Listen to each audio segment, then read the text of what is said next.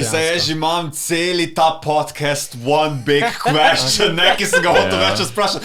Kje dobiš Osuta? Veš, če se govorimo o njemu, kaj je njihova spletna stran? osu.ppy.sh Wow! Osupi? Oso, PPI je Pepi, pač Pepi. PPI.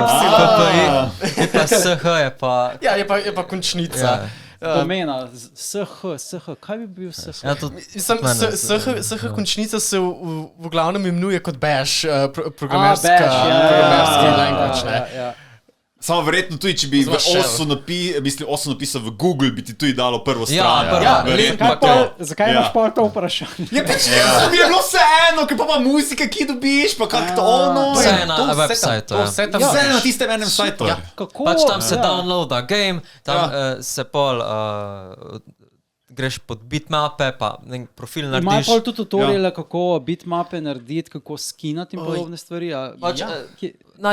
Najboljše je, da nekaj časa sam igraš igro, ne vem, 2 tedna, 3 tedne, ali pa tudi lahko več let.